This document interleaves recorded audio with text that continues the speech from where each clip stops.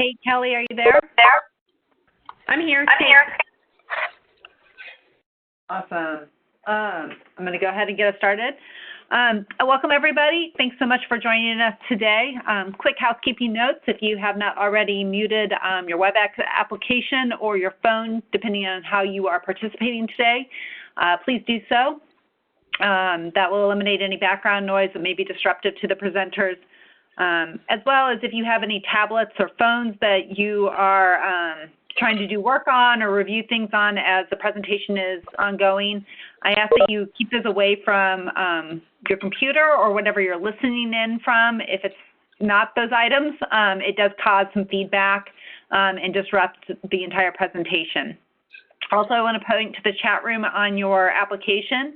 Should you have questions for the presenters, that is a great way to communicate that. The questions will be reviewed by them or relayed to them at the appropriate times during the webinar, and that just eliminates a bunch of people piling in on top of each other at the same time. Brief intro about this presentation today.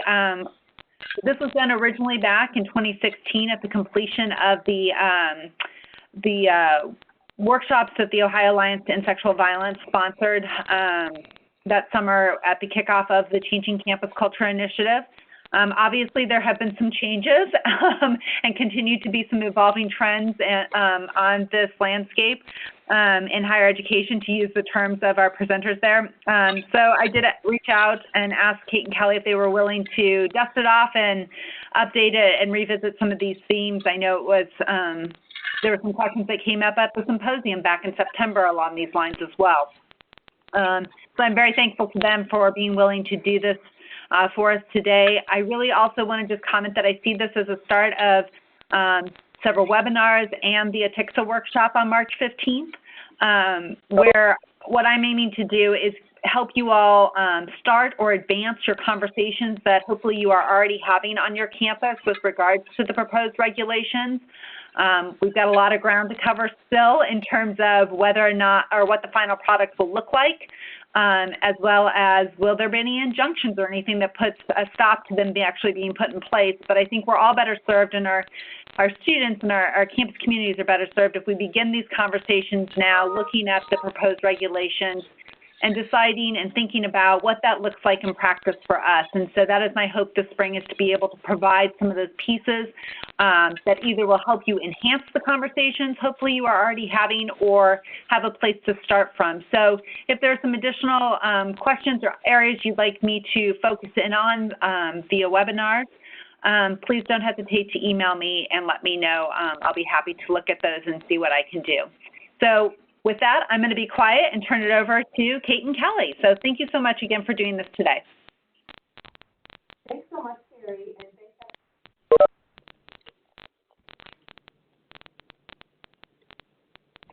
Kelly, I think we've lost you if you're talking. okay, Okay. You're there, but you're a little muffled. okay. Well, we'll see if we can turn up the audio here. Is that a little bit better? Not by much. Okay. Kate, do you want to start with introduction? I'm going to see if I can fix my microphone.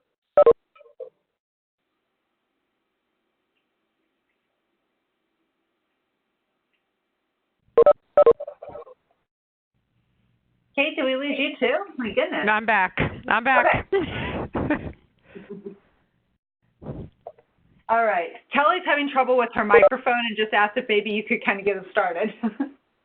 Oh, sure. Absolutely. All right.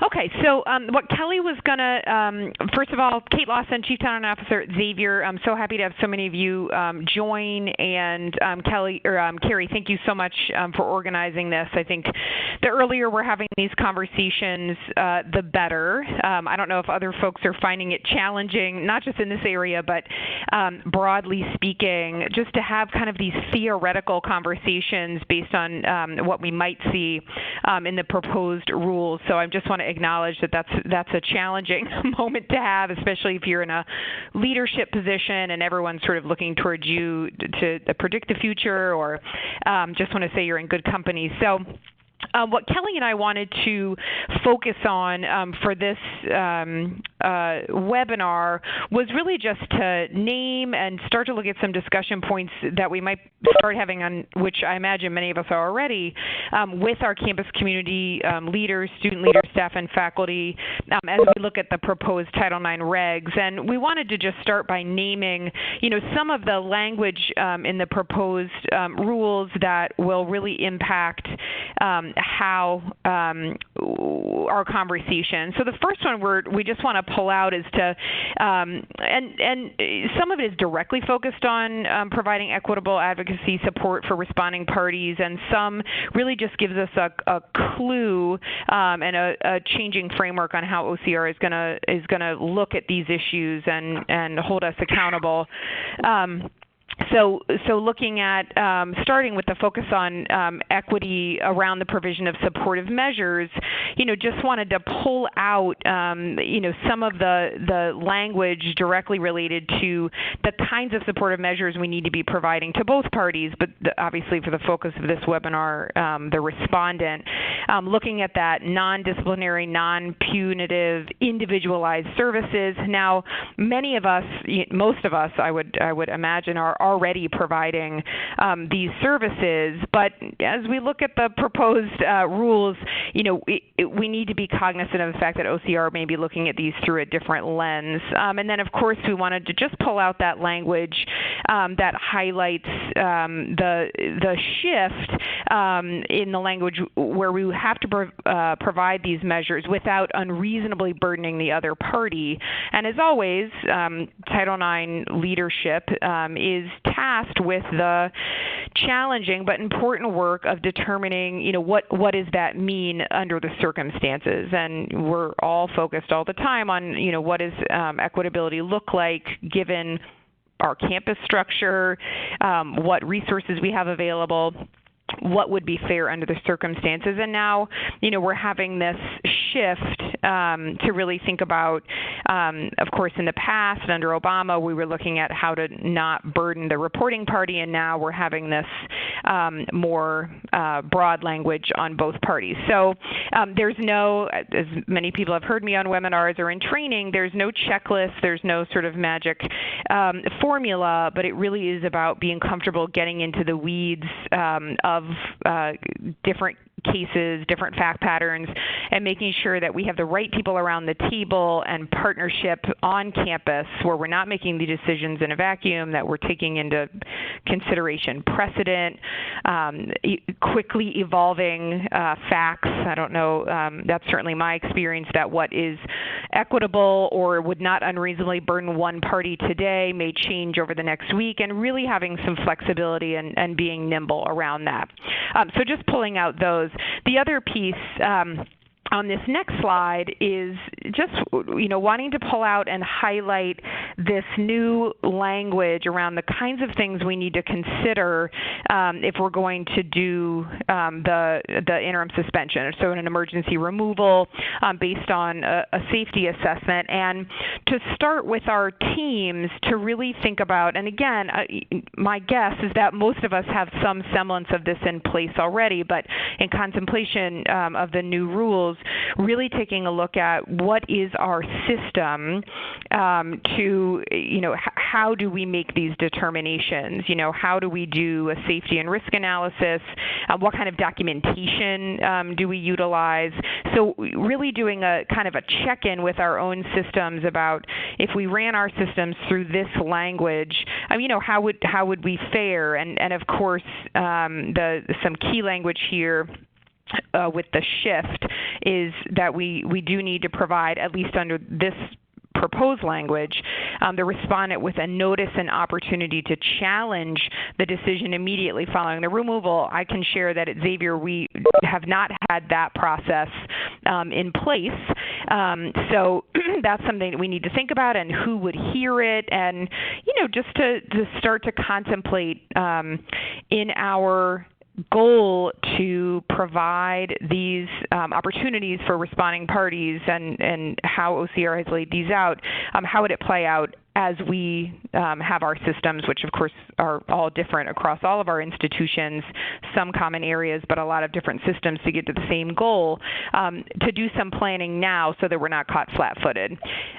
In terms of the next slide, looking at really getting down into the meat of what I think most people are thinking about the most, and my sense was, at least looking at many of the different comments that were submitted in the notice and comment period, is to think through, how the intersection of how we approach and provide this equitable support for respondents, and how that intersects with the potential advisor of choice conducting cross-examinations that the proposed rules contemplate. So I think all of us are familiar with the language that was proposed in the rules, but really starting to think with our communities, and actually we can go on to the next slide. This is really just to pull out the language, which I assume most people have really dug into, because I know it was one of the top concerns here at Xavier.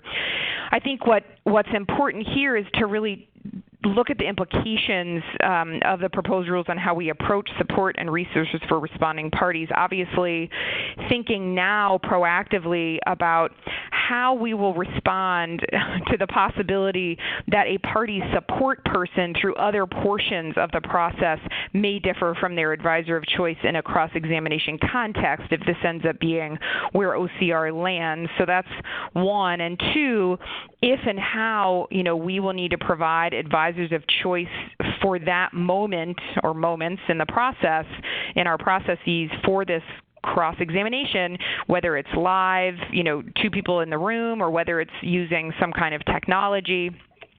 And what kind of application process, training, engagement systems with folks who might serve this role, sort of the when, where, how, and by whom. And then directly related, of course, is if these advisors are not lawyers, which is its own huge question, which we'll talk about, really thinking about a proactive way to talk to our campus communities about what I would anticipate, at least, as the likely reluctance and anxiety that would come from serving in that role of most individuals on our campus, and importantly, sort of how the new rules, if they end up being as they were, may put a chilling effect on participation in these advisor of choice roles, and in this context for respondents, by all, folks who we would typically identify, faculty, staff, students. And I'll share a little bit about Xavier's program, which is a sort of a standalone, and OSU's is more integrated, and hopefully we'll have Kelly back on the line before we get to the part where she's supposed to talk about her program.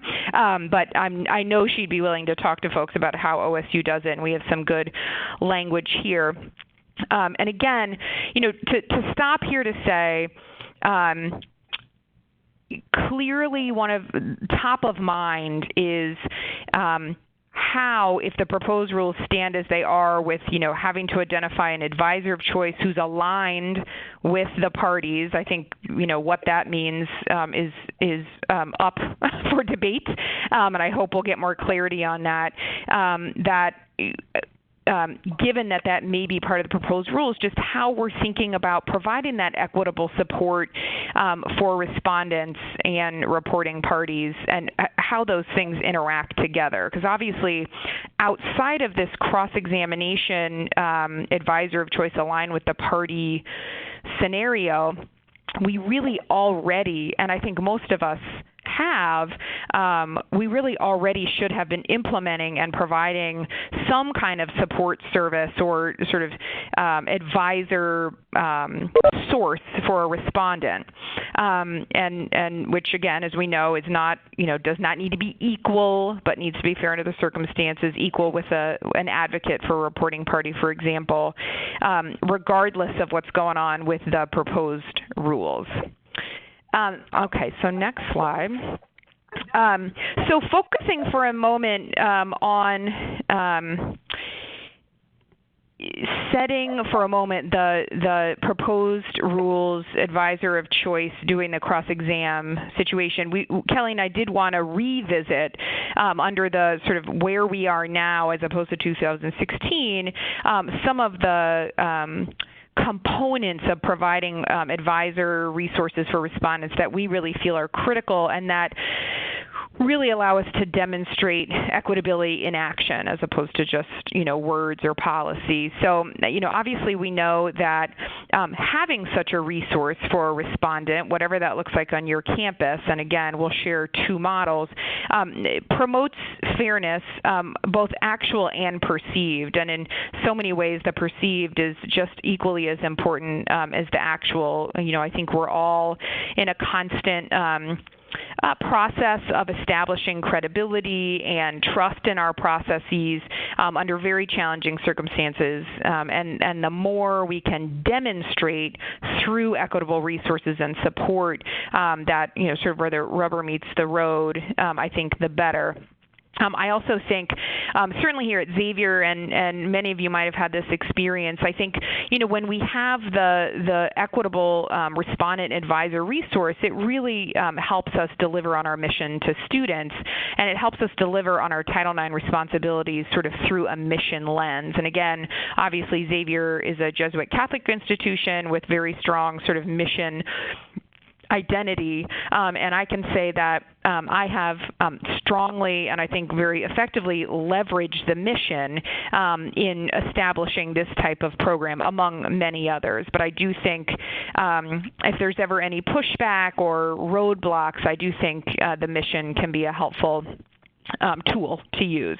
I also think, one of the things that Kelly and I have talked about is how having an advisor, a respondent advisor resource can really help promote a more, us meet a reasonable timeline. And obviously we know, we're looking at now the proposed, the OCR guidance now is, that we have, a good faith effort to meet a reasonable timeline. And in my experience, and I think in Kelly's as well, and likely in many of yours, having a person who can really serve as that process advisor and help the student understand where we are and where we're going, I think greatly supports our ability to move the process as we must in a prompt but also equitable way.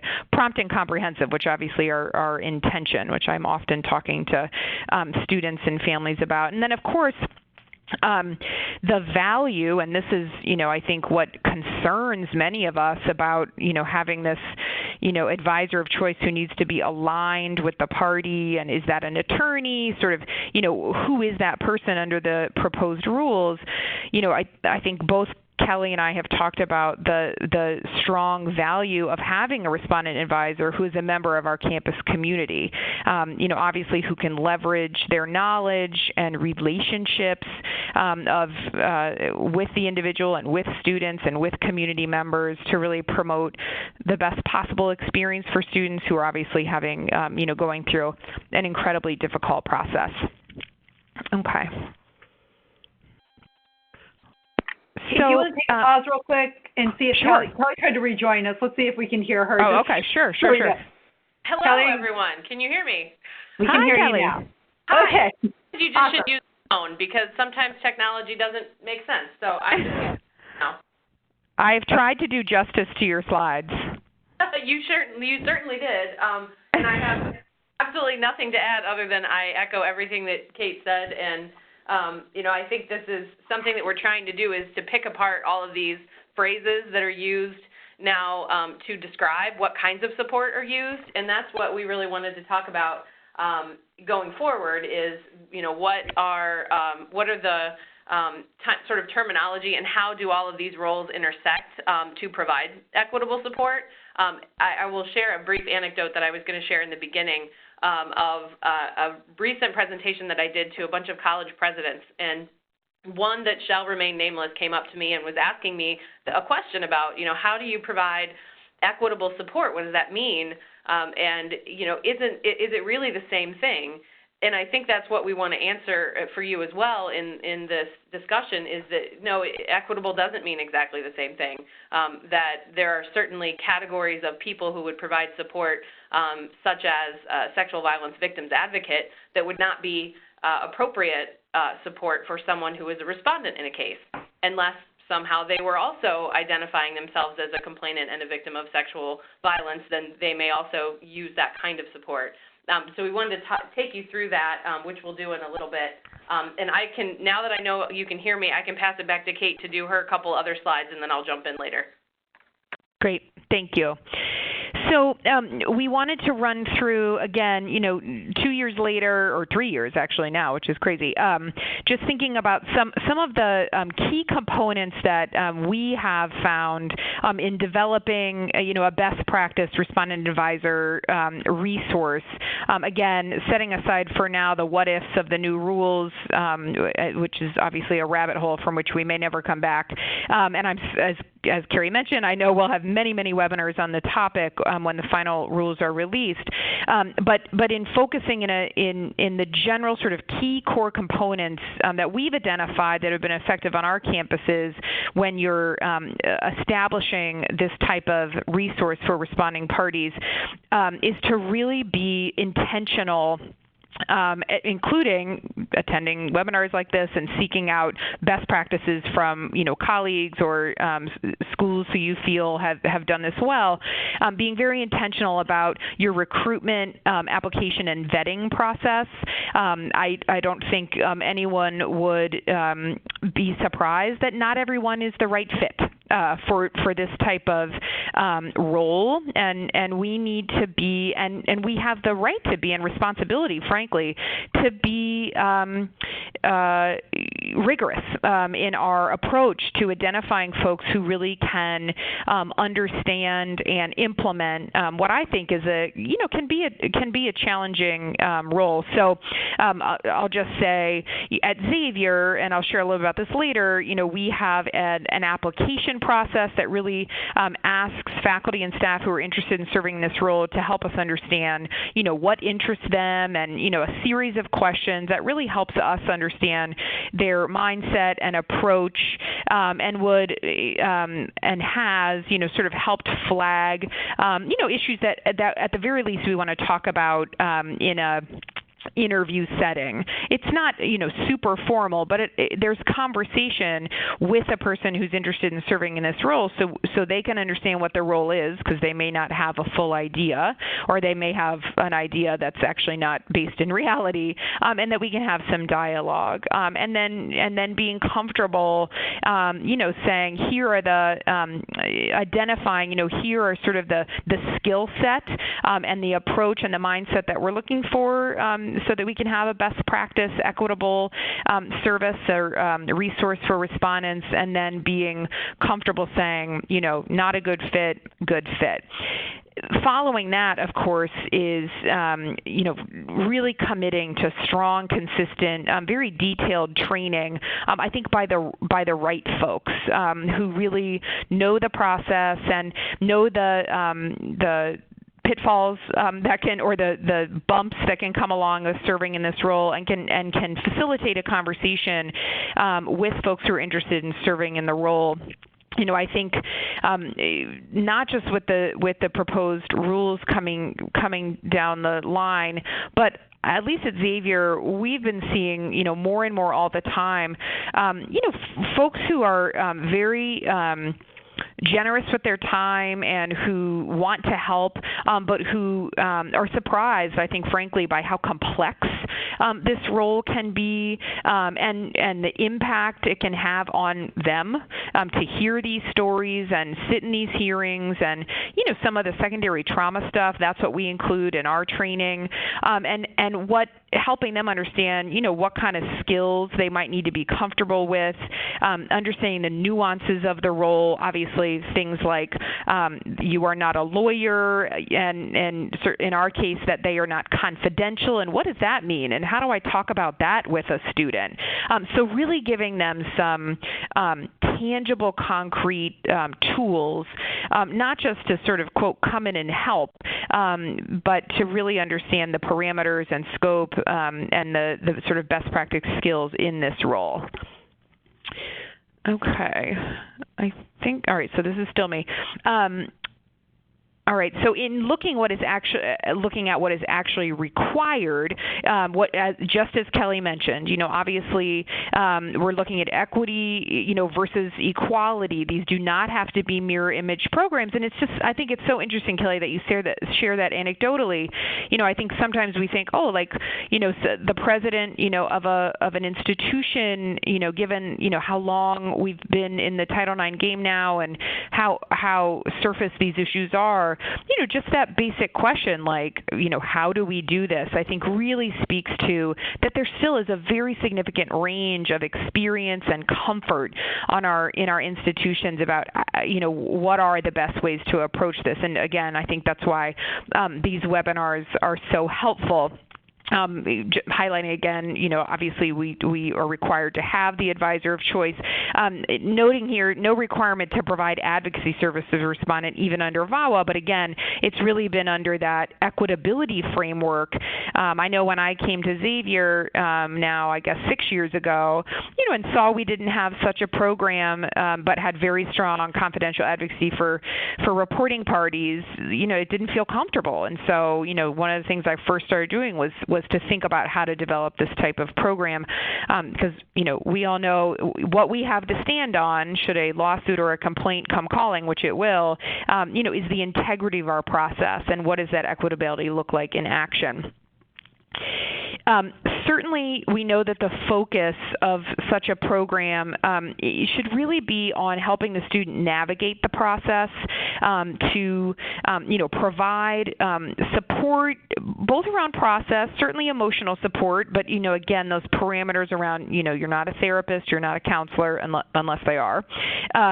Really knowing that we still have, at least for the moment, the support of OCR outside of that cross-examination capacity, to have the advisor of choice serve in that potted plant capacity, and really helping the folks who volunteer or who are volunteered into the position of supporting respondents to understand what that looks like in meetings during an investigation, and also in a hearing setting. And of course, again, acknowledging that some of us have single investigator models, some of us have a hybrid, some of us have hearings, but really helping and training and sharing,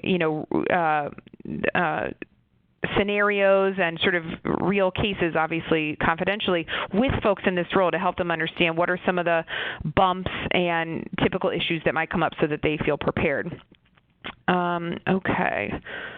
I think that's, and then of course assistant filing appeals. That's actually been a very strong role, somewhat unanticipated here at Xavier. Okay, so turning to some of the challenges that we have seen that we want to share so that you can maybe anticipate these if you're looking to establish such a program, or if it's not getting off the ground, or if you're running into bumps. In a moment, we're going to have what I think Kelly created, a very helpful chart that really names sort of the different roles with different names. Unfortunately, and I'm guilty of doing this sometimes too. We use we kind of mix up or overlap terms, which can be confusing for students, which in a confusing process already, and we really need to use the correct terminology and understand the definition of each. So that's sort of this first bullet, is really understanding the differences, not just in the language, but also in the parameters and the capacity of each of these sort of advocate, advisor, so on and so forth. So that I'll wait to get to the chart on that, because I think it's really helpful. In terms of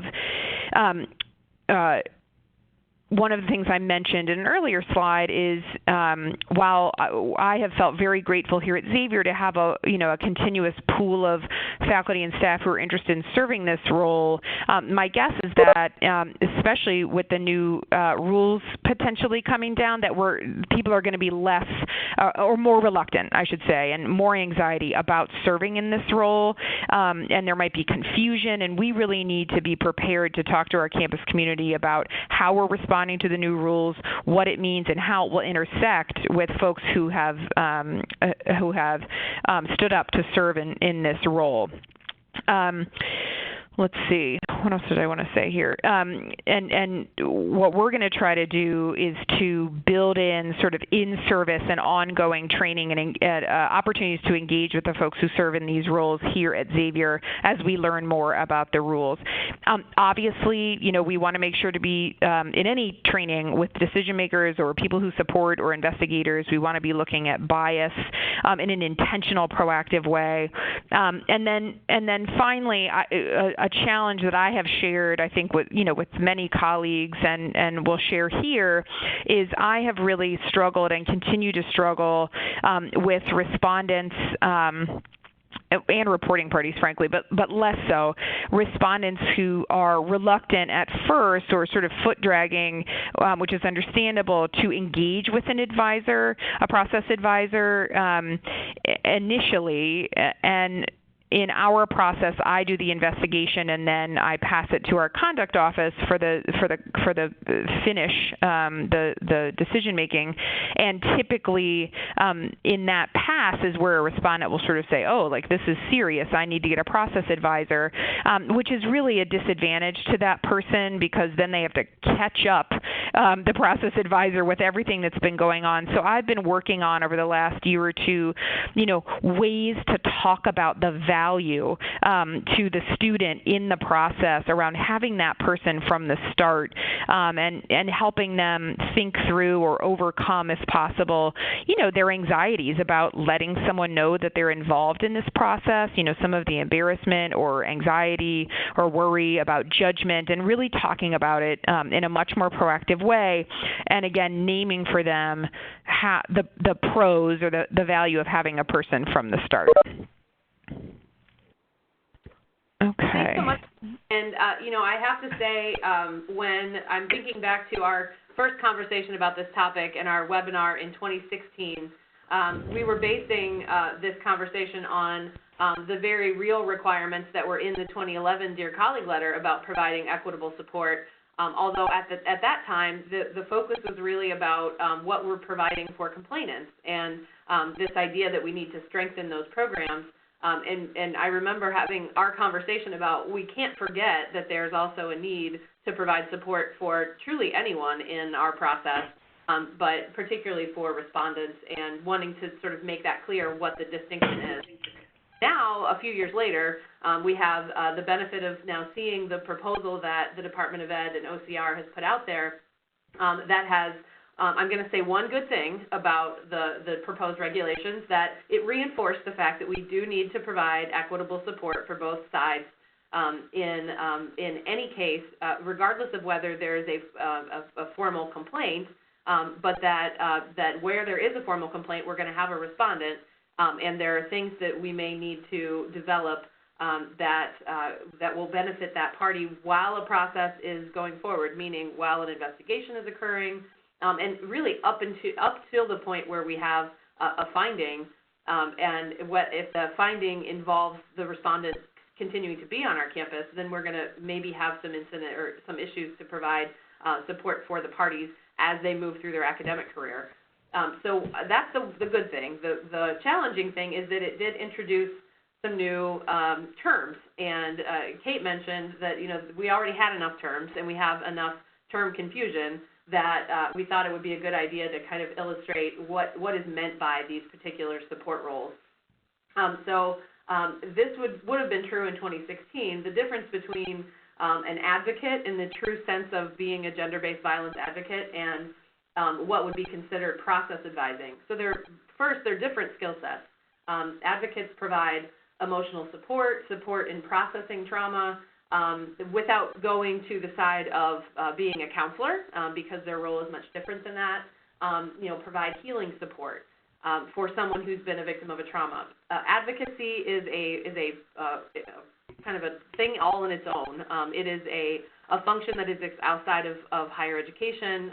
Advocates support the community in general, and so I'm sure many of you have arrangements with your local rape crisis centers and other places that provide advocacy services generally to the community. So this is something that has been sort of imposed on advocates to assist us sometimes when the campus community has grown in its need for advocacy services.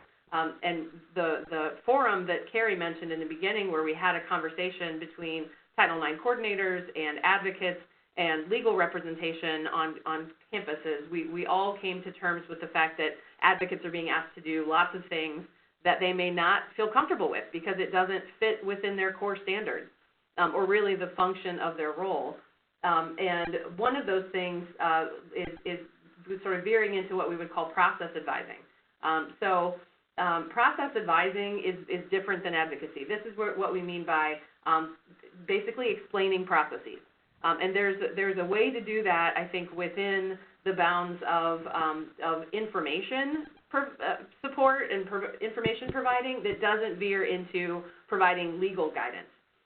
So really neither an advocate for a victim of gender-based violence or anyone who's been trained to provide information or kind of walk through your campus process, neither should be advocating in the legal sense.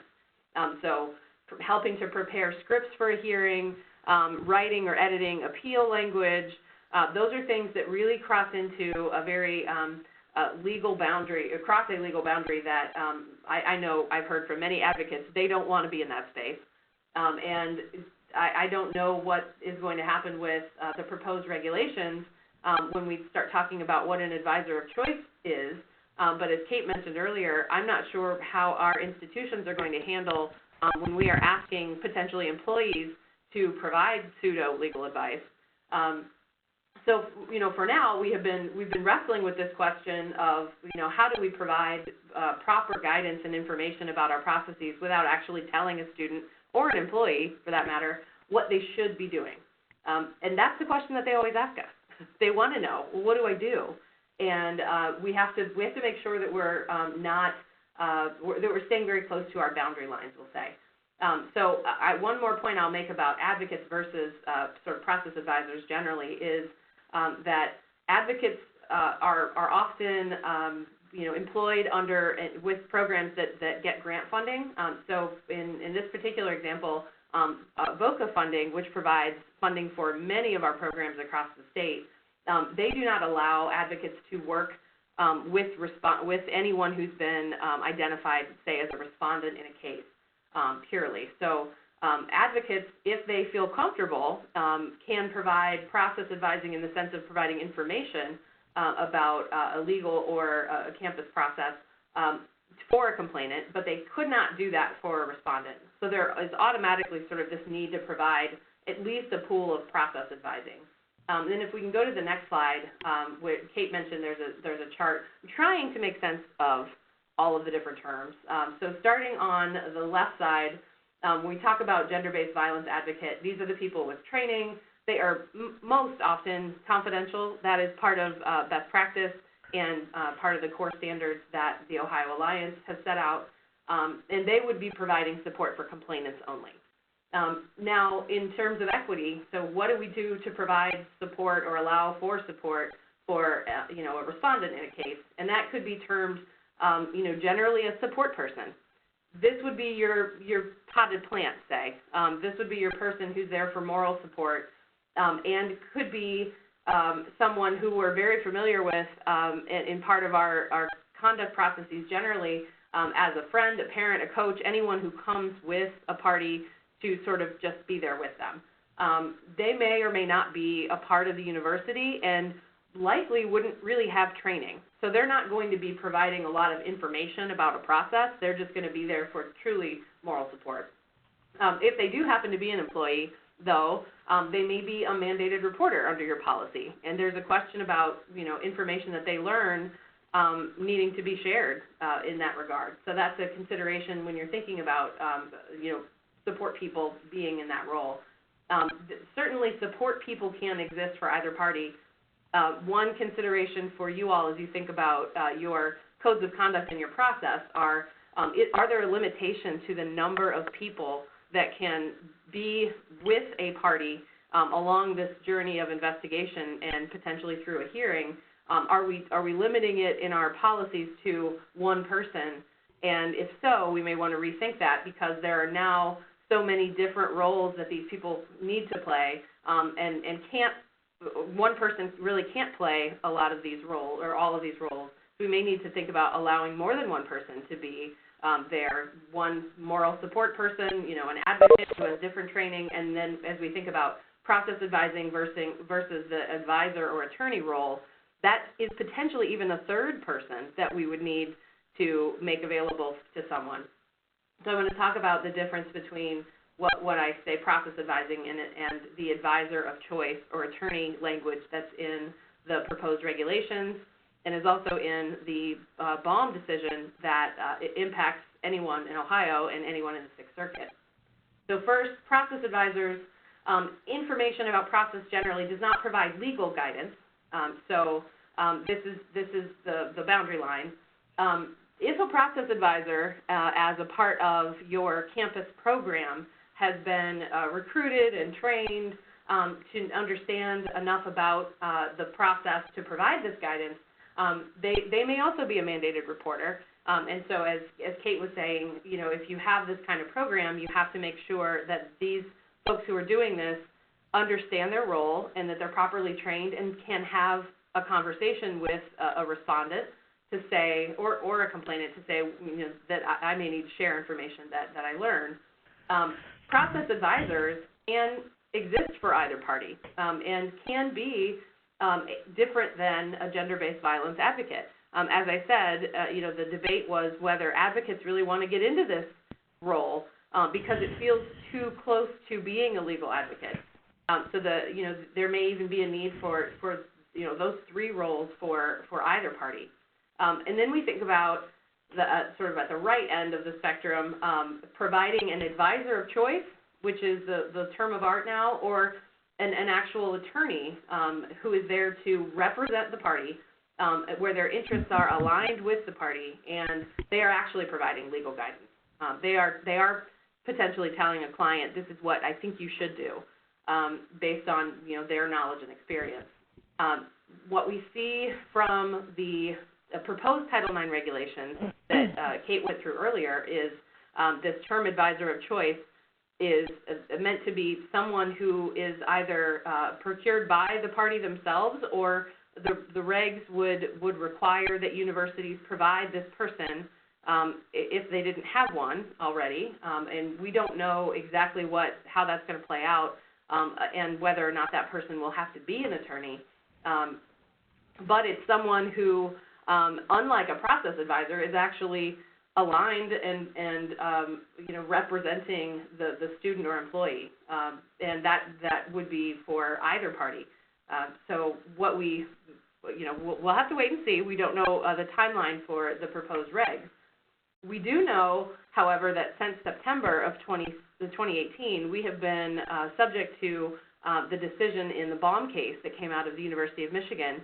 And in that case, the judge felt that the right to cross-examination was so critical to a determination of credibility that this needed to happen immediately in this case, and then subjected universities in the Sixth Circuit to that standard immediately.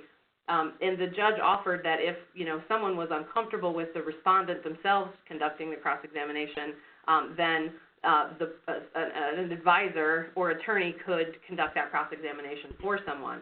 The court did not go as far as to say that person would have to be provided, or that person would have to do the cross-examination, but just that it should be an option. So we already have this problem call it a problem, call it a challenge in our state, where we have to figure out how we allow potentially an advisor of choice or attorney to be a part of the process and to represent an individual, and whether or not we are going to make the leap before OCR requires it and actually start providing and training folks on how to do that. So we're going to go to the next one. I can say, I know Kate was going to talk about this, and since I stuck her with my slides in the beginning, I'll just go ahead and cover this. Thanks. Yeah, the best practice that I think you can institute now as you are developing, whatever program you have to provide supporting or to provide support for respondents, is you've got to clarify and quantify all the things that these people do, and be very transparent about it. And so, the thing that we often are asked to do, I think, from either party and witness and support people in a case, is to help them understand what's going on. What are my rights? What are my options? So having a handout that actually explains all of this is such low-hanging fruit, and it's a great thing that you can develop that actually does help to draw those dividing lines and boundaries, and can very much help, if you find yourself in litigation later, you can say, this is exactly what this person is here to do, and this is what they're supposed to do.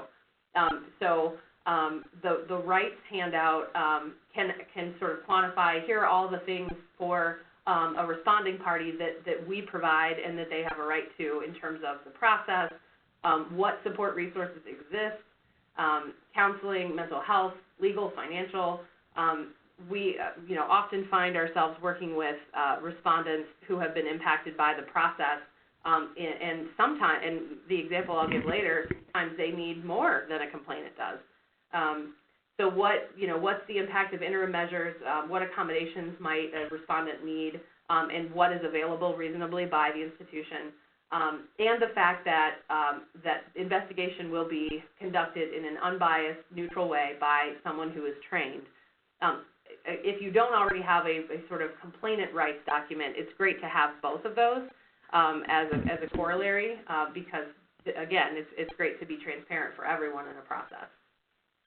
If you want to go to the next one, I think we're going to run through a program. Kate's going to talk about Xavier's program first, and I'm really glad that we're doing this together, because our programs are, I think, two examples of ways that institutions can integrate this and very differently.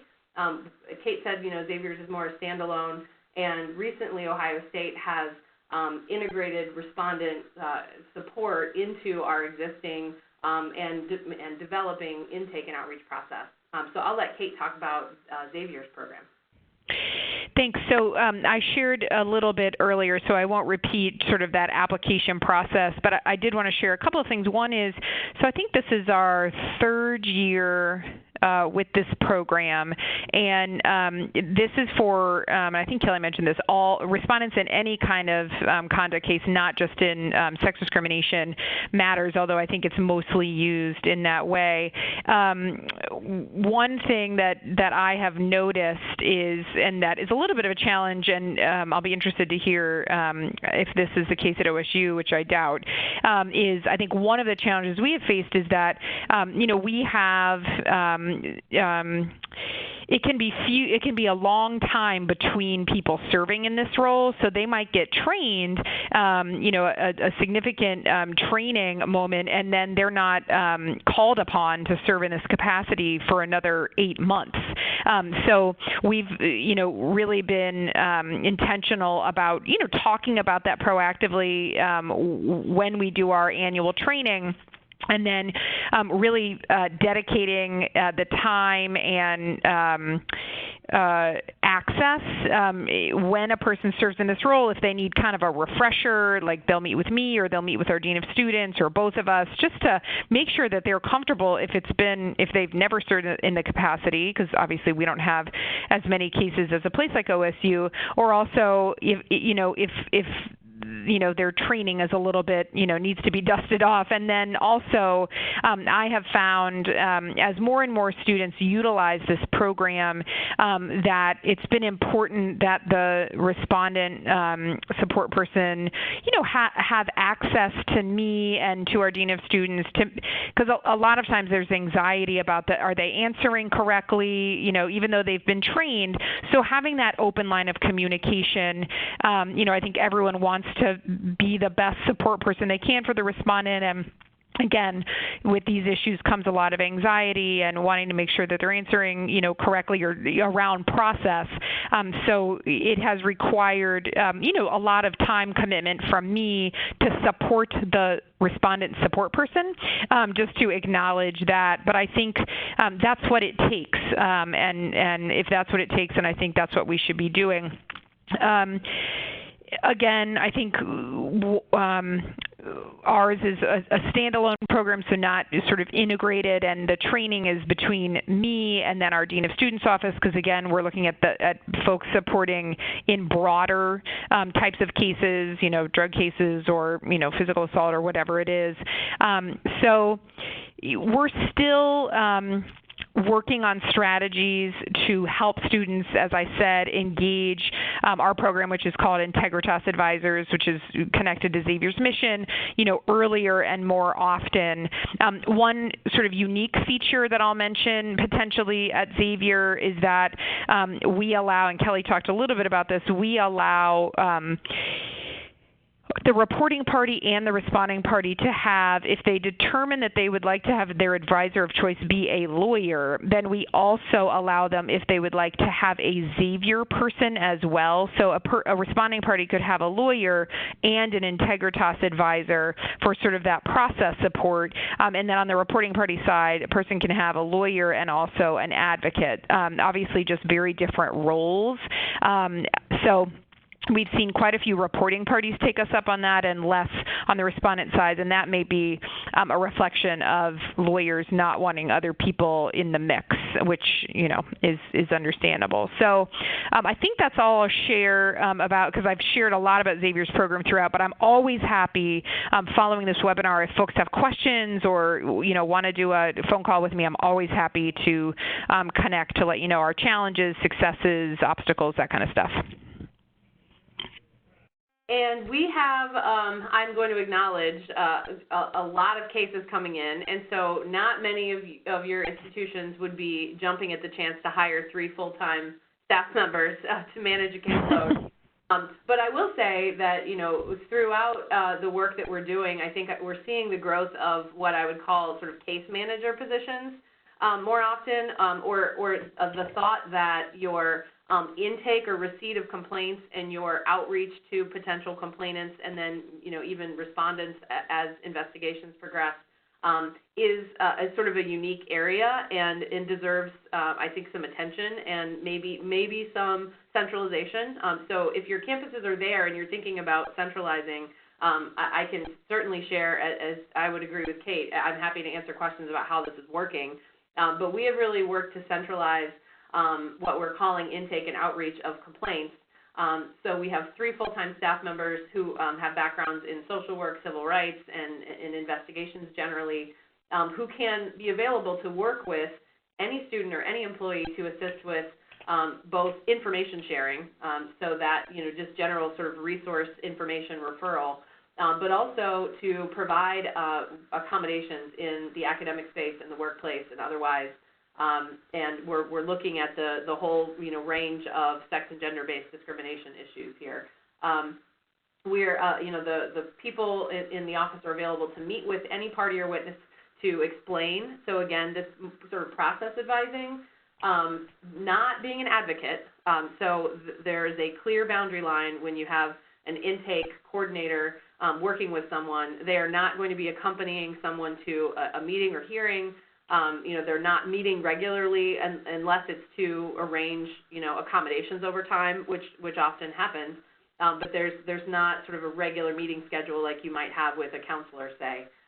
This is just support and information, explaining the investigation process, hearing appeals, and available resources. So if you want to go to the next slide, I can walk you through kind of a case study that is it can be typical of something that we see. So, OSU first-year student Randy is accused of sexual assault by Sam. The intake and outreach coordinators would contact the complainant in the case and offer support resources. And in this scenario, the complainant has decided they want to move forward with an investigation. They name Sam, or they name Randy, and Randy becomes a respondent. So, in the course of the investigation, we would also offer intake and outreach coordinator support for Randy. That Sam notifies the IOC that they have a class with Randy, and they're asking for accommodations, interim measures, support, another place where terms get thrown around. So the IOC would contact both parties and try to work on options, which may look like a mutual no contact order. Either student can choose to switch sections. this goes back to the earlier guidance from the new regs, the proposed regs that talk about not overly unreasonably burdening either party. So there's a lot more sort of massaging that needs to be done of options to try to make sure that either party, both parties, have equal access to their academic options while an investigation is proceeding. So in this case, we find that Randy, the respondent, is actually having a lot of trouble concentrating and is asking for resources, and when we're able to refer Randy, the respondent, to counseling on campus. So we have continued contact with Randy, the respondent, and IOC to assist with investigation-related absences from class. There are many times that both parties are sort of burdened by the number of meet with someone. So we are working with Randy in this case to work with faculty and make sure that he's not being penalized from having to miss class. Now Randy is found in violation through the hearing process and suspended for a year. Randy appeals, and the IOC would be assisting Randy in arranging completion of assignments remotely during appeal. That is because our sanctions are told while an appeal is going on, so he is still in class and participating. And we want to make sure that until the hearing process is complete and all the decisions are final, that both parties still have access to educational opportunities. So Randy then may have questions and want to meet with an IOC to talk about the appeal process, which is great. And ultimately, Randy's appeal is denied, and the IOC then continues to work with the registrar on how that is processed through the system, and as you know, it depends on when you decide to make that withdrawal date applicable and how much that impacts financial aid.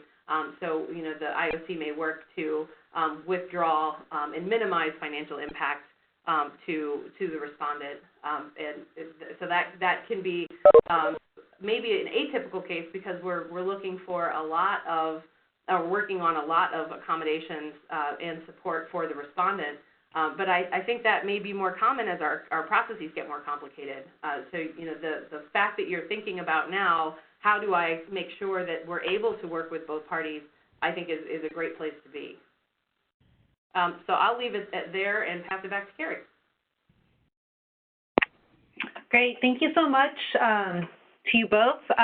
This is the time for questions. I don't see anything currently in the chat box, but feel free to enter that information, and I'll be happy to pass it along to them. I know both, or at least Kate has offered up her time. I know Kelly's time is limited before she will be leaving for a brief moment in time for a well-deserved break. Just a reminder to all of you as you're on this call, we do have the webinar or next week on the 20th with the folks from Bricker and Eckler to review standards of evidence and what you should be considering or talking about if you are looking at changing from a preponderance of evidence standard, or even just inviting the conversation in light of the proposed regulations. And I think it is worthy of your time, even if the conversation hasn't started, for you to listen in and participate in that webinar if possible. The link is up on the ODHE website.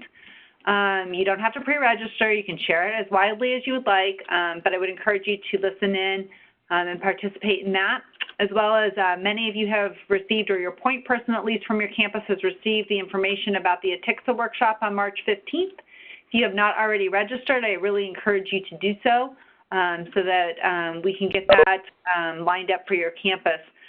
There's some more webinars that are coming. I will also mention that while I have been intending to focus in on this spring on topics of consideration given the proposed regulations, I am working with the Ohio Domestic Violence Network in light of the situation at OSU Mansfield this week to review some of the items that were presented at the Intimate Partner Violence Summit just about a year ago for you all on safety planning, lethality, partnerships, all that sort of stuff. So there will be some information coming as I solidify those dates and times for that as well, as it is a very timely and relevant topic given the tragic situation this week.